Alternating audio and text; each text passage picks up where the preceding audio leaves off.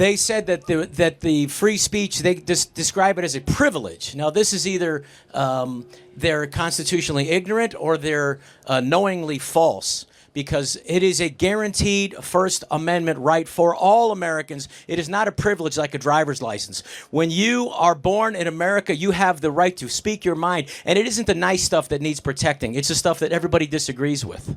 It's the stuff that maybe is not nice, but that needs to be protecting too, because if someone's going to decide what free speech that you say and what I say, if it's going to be the government, they're always going to do what's best for the government. So we need to protect all speech, and I'm going to protect your right to free speech. I'm going to protect your right to vote any way that you want from the highest mountain. Always, I will do that. What's up, YouTube? Hope you guys are feeling good. Today, guys, we're back here with a new video. Today, we're going to be checking out Cloud Chaser tries to get the last word. Goes horribly wrong. This is by Charlie Kirk. I call him Charlie Kick because of kicking us. Let's get right to today's video, guys. Yeah. I'm great. How are you? Good, good. And nice seeing you again. Good seeing you again. Yeah, yes, perfect. Okay. I don't know. But my question is, when you go to these like events, like major Republican, conservative, is it like now, do you face some bias when you're speaking, or do you believe some of the stuff that you're actually saying? Because I know you have like good quotes and stuff, but I just feel like when you're like in a seat full of like MAGA hats and stuff, is it not like hard to like speak against that, or do you like actually believe everything that you're saying in a way? Yes, I do believe everything I'm saying. Yeah, I think that's a bad faith question. I do, because your assumption is that we are insincere in our beliefs. But we're here. The only benefit that we have here to come here today is to talk to people like yourself, because we love our country and we really, really want to make sure that there are things that are happening now that we feel are potentially fundamentally disrupting what has been so great about this greatest experiment in human history, which is this unfettered free speech that the woman that you're supporting, Kamala Harris, and her running mate Walls paper.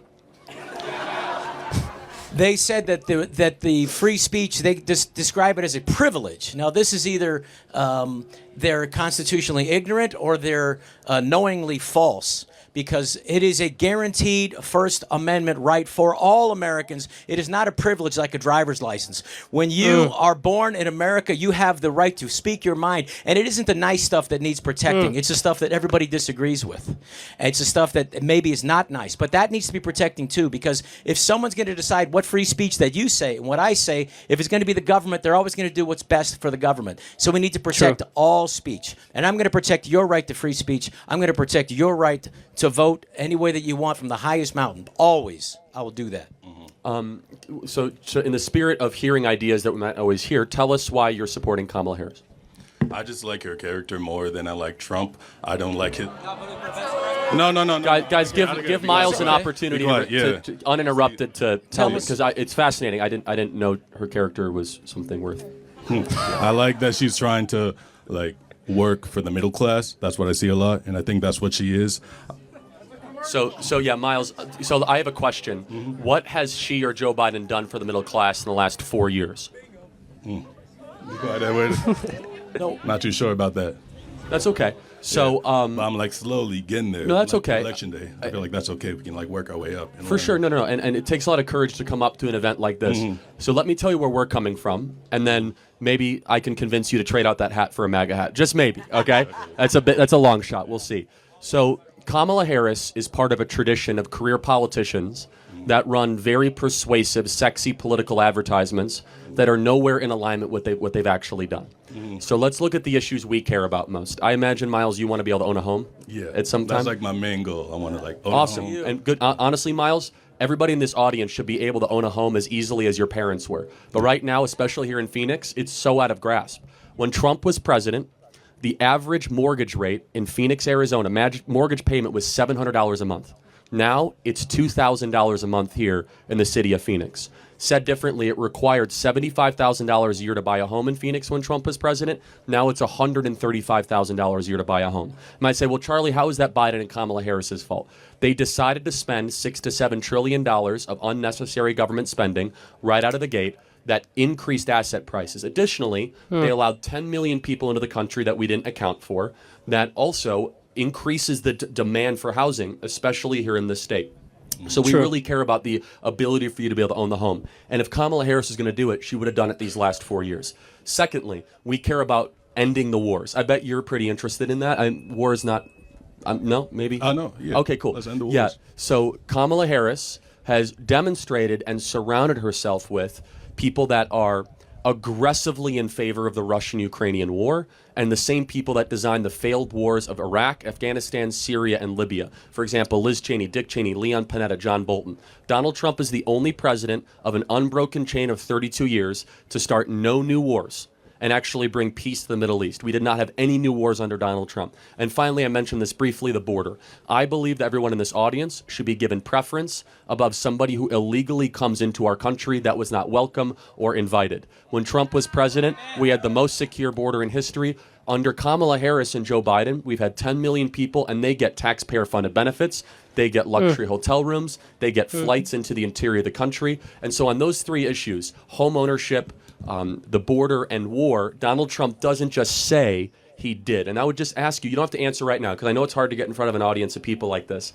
Can you show me that anything Kamala has done that shows she's better at Trump than what Trump did on those three things? No. That's okay. I appreciate that. Yeah. I want to encourage you to do your research because it is it's very tempting to fall for propaganda that you just see on TV. I bet a lot of people here in the audience can give you something to think about and something to consider, because Kamala Harris, she does not care for you. She cares about her own political career. Trump is different. Last thing I'll say is this.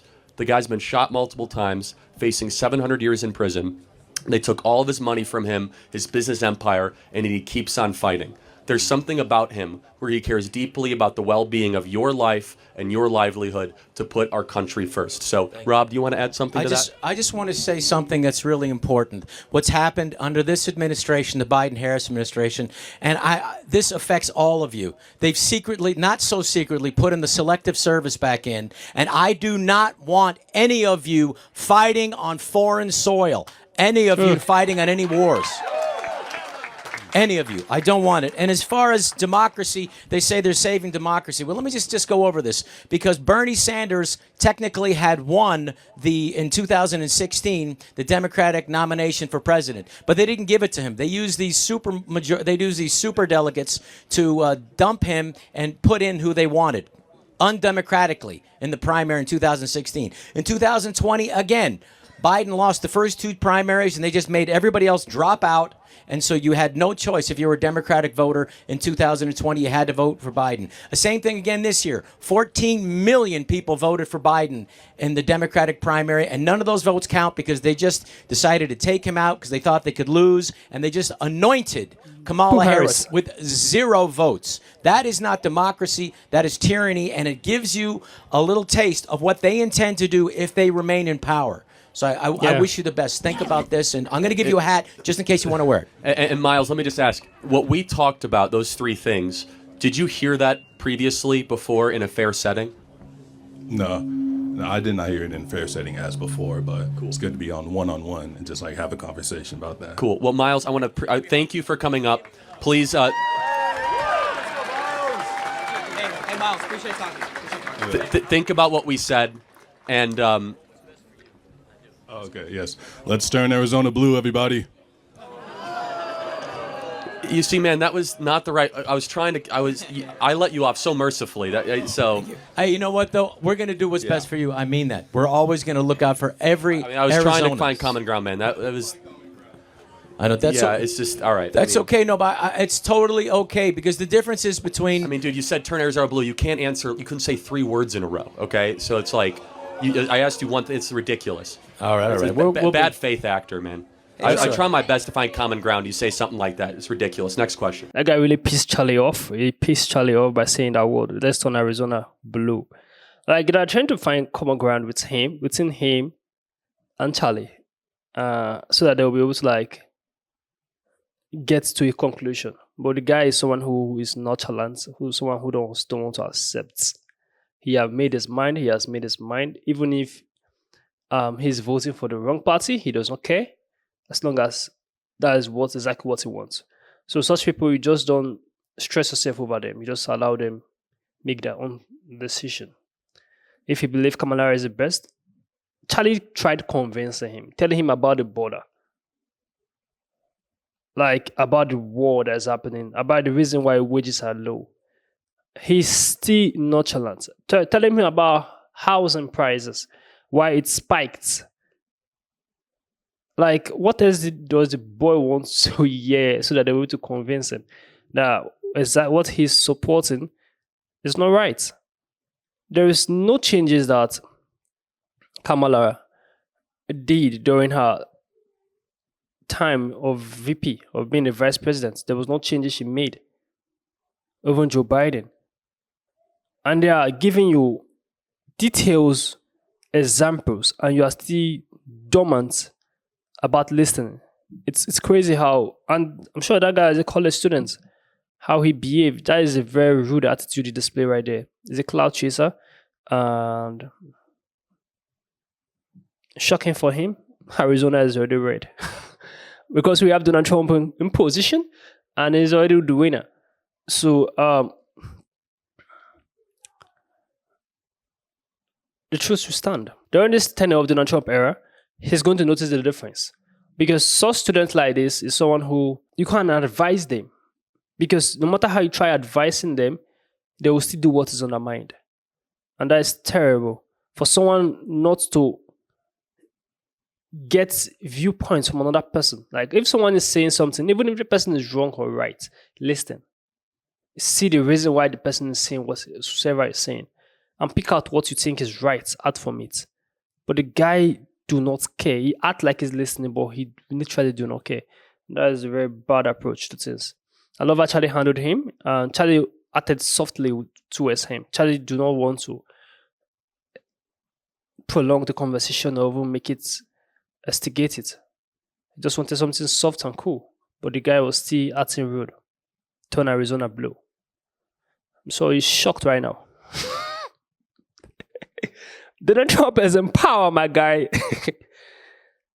Kamala Harris is in shock too. Comment down below what you think about this video. Give us a thumbs up, share this video as many as you can. Subscribe to the channel, guys. I bought this flag because of Donald Trump. I bought it because of him. As I mentioned, as the winner, I want to get an American flag. Subscribe to the channel, guys. We'll see you guys in the next video. Make sure you stay safe.